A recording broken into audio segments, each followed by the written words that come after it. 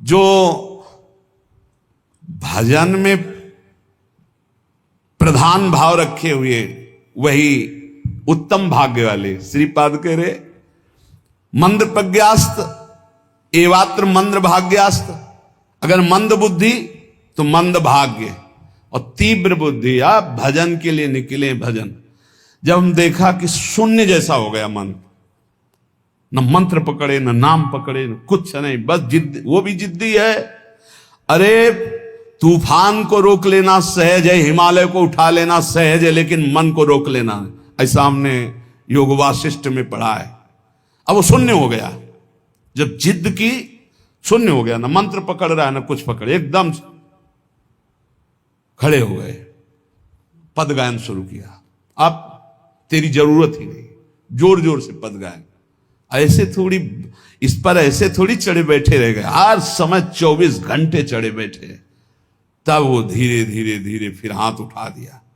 अब वो जब सहयोग करने लगा तब आनंद आने लगा, और जब आनंद में डूबने लगा तो परिपक्व हो गया। फिर उसको थोड़ी देर बहुत विघ्नकारी, अंदर ही अंदर खत्म, न मंत्र में लग रहा है, न नाम में लग रहा है, न एकदम शून्याकार स्थिति। अब हम चलाना चाह रहे मंत्र, वो बिगड़ेल कुछ नहीं सन, और उसके बिना होगा नहीं कुछ। जैसे हमारे बिना वो कुछ नहीं कर सकता, ऐसे बंधन और मोक्ष का कारण मन ही है। इसको बिल्कुल हमको ठीक करना है, दवा खवानी है, इसको दवा खवा के इसको स्वस्थ करना है, तभी हम भगवत प्राप्त होंगे। हमारे बिना ये कुछ नहीं कर सकता, तो इसके बिना भी हम कुछ नहीं कर सकते, क्योंकि यही बंधन और मोक्ष का कारण, इसको ठीक करना ही है। इसलिए लोक चिंता ननो धर्म चिंता न देहगा, श्रीमद वृंदावने राधा कृष्ण भाव भ्रतो मम। श्री वृंदावन में यदि आपको आने को मिला है, सत्संग मिला, धामवास मिल रहा है, अब मन से तुमको निकालनी लोक चिंता ना, नो धर्म चिंता ना देहगा, खाली करो, यही करना है। लोक चिंता नहीं होनी चाहिए, कल क्या होगा, आज का तो काम चल गया, अगला महीना कैसे काम चलेगा, ये अगर चिंता है तो तुम्हें भगवान का भरोसा नहीं है। ये भजन के समय ज्यादा प्रपंच रचेगा, किसका देना है, किसका लेना है, किसने कब 10 साल पहले किसने गाली दी थी, 10 साल पहले, वो सब याद करवाएगा। मन जलेगा, उसने ऐसा क्यों कहा था, उसने तब पकड़ो कि इस समय मंत्र जपने के लिए बैठे हुए, प्रपंच करने के लिए बैठे हुए। नहीं देखो ना, यही करता है। आप जब बिल्कुल एकाग्रता पूर्वक टीवी देखते हुए तो फिर बढ़िया है, फिर कोई परेशानी नहीं। एक कुर्सी में और आदमी बैठा लो, फिर माला ले लो, कोई परेशानी नहीं। ये हम उनकी बात कह रहे हैं जो असंग होकर मंत्राकार वृत्ति कर रहे हैं, उनकी। तब इसकी असलियत समझ में आती कि मन हमारा इस समय दोस्त है या दुश्मन। भजन के एकदम विरुद्ध खड़ा हो जाता है। लोक चिंता, अभी क्रियाओं की भी चिंता करो, भजन हो जाएगा, अभी तो वो करना है, अभी वो करना है। वो जिस समय भजन में बैठो उस समय ये सोच लो कि अगर आसपास आग लग जाए तो भी हम नहीं उठेंगे। आसपास आग लगी हो तो भी नहीं उठेंगे। योगक्षेमम वहाम में हम करने वाले भगवान मुझे उठाए आके या आग को शीतल करें, उनका विषय है।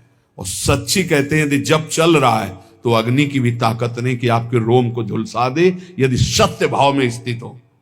प्रहलाद जी को आग में झोंक दिया गया, कबीरदास जी को आग में झोंक दिया गया, कुछ नहीं हुआ, क्योंकि आग में जो दायिका शक्ति है वो प्रभु के द्वारा दी गई है, प्रभु ने ही प्रकट की है। पूरी लंका जल गई, हनुमान जी महाराज की पूंछ के बार में भी झुलसन नहीं हुई। क्यों? ताकर दूत अनल जय सिरजा, जरा न सोते कारण गिरजा। बोले उनके दूत हैं जिन्होंने अग्नि का सृजन किया है, अग्नि की रचना की, जिन्होंने अग्नि को प्रकट किया है, अग्नि में जो दायिका शक्ति दी है। लोक चिंता ना, अगर आपको भगवत प्राप्ति करनी है तो तुम्हें कल की चिंता नहीं करनी, अभी वर्तमान में जो कर्तव्य है, भजन, मन को परमात्मा तत्व में लगाना, और शरीर से जो भी क्रियाएं हों, कुछ समय तो ऐसा रखो जो क्रियाहीन भजन हो। शांत, हम तो कहते हैं माला भी मत लो उस समय, ईमानदारी वाला भजन कह रहे हैं। शांत बैठ जाओ, बस केवल आंखों के सामने मंत्र चलाओ, चाहे आंख बंद करके चाहे खुला करके, और बस देखो ये कहां जाता है। जहां जाए फिर इसको दौड़ा के लाओ इसी मंत्र पे, जहां जाए फिर दौड़ा के लाओ बार बार। मंत्राकार वृत्ति 10 मिनट ऐसा साधन करोगे तो कई घंटे के भजन का फल मिल जाएगा। देखते हुए 10 मिनट भजन करोगे तो कई घंटे जप का फल मिल जाएगा। बहुत प्रभाव है मानसिक चिंतन करते हुए मंत्र जपने का। पर उस समय लोक चिंता ना, और ना धर्म चिंता कि अभी हमारा ये कर्तव्य है, उस समय नहीं। और ना देहेगा, अरे बड़ा दर्द हो रहा है, ये दर्द हो रहा है, वो दर्द हो रहा है। तुम्हारे किसी के दर्द तो कभी कभी होता होगा, हमारा दर्द का तो संबंध हो गया है, दर्द से हमारा तो संबंध हो गया है। जैसे तुम्हारा स्वाभाविक कभी बुखार आदि आवे तो शरीर में पीड़ा होती ना, ऐसी हमारे तो रोज बनी रहती है। इसके ऊपर उठे तब कांखना आएगा कि बहुत दर्द हो रहा है, फिर ऐसा आएगा।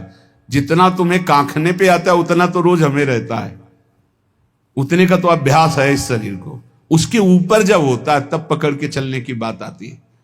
देहगा, और आप सच्ची मानो ऐसी स्थिति में भी गुरु कृपा से, गुरु प्रसाद से जो बैठने की, जो टहलने की, जो चिंतन की दिनचर्या, उस पर कोई फर्क नहीं। वैसे ही देह की भी चिंता नहीं करनी, धर्म की भी चिंता नहीं करनी, लोक की जीवन की भी चिंता नहीं करनी। कूद पड़ो, इस मार्ग में कूद पड़ो, खजाना ही खजाना हाथ में आ जाएगा। श्रीपाद कहते हैं जब कोई ऐसे भजन करता है तब उसके अंदर भावना श्यामा श्याम की जागृत होती है। तब भावोत्सवेन भजताम रसकाम धेनुम। संत वाणी, महापुरुषों का प्रत्येक वचन भगवत प्राप्ति के लिए बहुत अमृतमय सहायक है।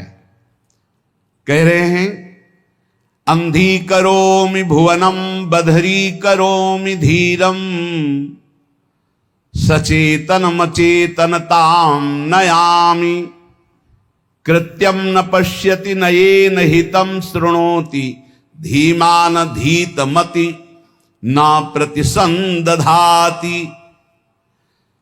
जो व्यक्ति बात बात पे क्रोध करता रहता है वो अपने भजन को छीण कर देता है, उसका भजन फलदायी नहीं हो पाता। अंधी करोमि, वो अंधा हो जाता है और ऐसे बात बोल देता है, ऐसी क्रिया कर देता है, ऐसी चेष्टा करता है, ऐसा संकल्प बना लेता है, उसका भजन क्षीण हो जाता है। क्रोधी पुरुष का भजन क्षीण हो जाता है, वो भगवत प्राप्ति कराने में समर्थ नहीं होता।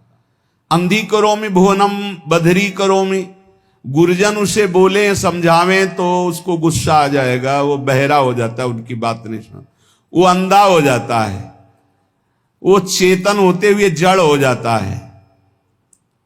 बस वो मैं ऐसा कर सकता हूं, मैं ऐसा कर दूंगा, वो अपने परम कर्तव्य को भूलकर अहित की बात बोलना लगता है, गाली गलौज करना। इसलिए बुद्धिमान पुरुष को चाहिए, जो भगवत प्राप्ति करना चाहता है, इस क्रोध रूपी शैतान से बचे। ये आ गया तो ना गुरुजनों की बात सुनेगा, ना देखेगा, ना समझेगा, जड़ जैसा हो जाएगा और बहुत गंदी गंदी बातें बोलने लगे, गाली गलौज, अपराध प्रवृत्ति, हिंसा आदि। जो उपासक भगवत प्राप्ति करना चाहता है, इस क्रोध से बचे। क्रोध बहुत ही हानिकारक है। प्राया सुकृतिनामर्थे देवायांति सहायताम अपंथानम तु गच्छन्तम शोदरोपि विमुंचति। जब कोई सही मार्ग में चलने लगता है, दूसरों को सुख पहुंचाने की बात बोलता है, तो दैवी शक्तियां उसकी रक्षा में हो जाती हैं, वो अकेला नहीं रहता। जब कोई धर्म से चलता है, नाम जप करता है, दूसरों को सुख पहुंचाने की बात सोचता है, तो भागवतिक दैवी शक्तियां उसकी सहायता में हो जाती हैं। और जब कोई कुमार्गगामी होता है, अपंथानाम तु गच्छन्तम, गंदे आचरण में चलता है तो उसका अवसर पर सगा भाई भी साथ नहीं देता है। दैवी शक्तियों की तो बात क्या जाने दो। अपंथानाम तो गच्छन्तम सोदरोपि विमुंचति, जो उदर से उसी उदर से प्रकट हुआ सगा भाई वो भी त्याग कर देता है, उसका कोई साथ नहीं देता। इसलिए प्रायः सुकृति नाम अर्थे देवायांति सहायतम, सुकृतिवान बनो, धर्म मार्ग में चलने वाले बनो, भगवान नाम स्मरण करने वाले बनो, सब दैवी शक्तियां तुम्हारी सहायता करेंगी बिना मांगे। कुमार्गगामी बनोगे तो दैवी शक्तियों की बात जाने दो, तुम्हारा कोई मित्र भी, तुम्हारा सगा भाई भी तुम्हारा साथ नहीं देगा, उसको भी रोक दिया जाएगा। भागवतिक सिस्टम बाधा पहुंचा देगा, वो तुम तक पहुंच ही नहीं पाएगा। कुमार्गगामी मत बनो। यदि ये 2 अक्षर तुम्हारी जिह्वा पे विराजमान हैं, हरि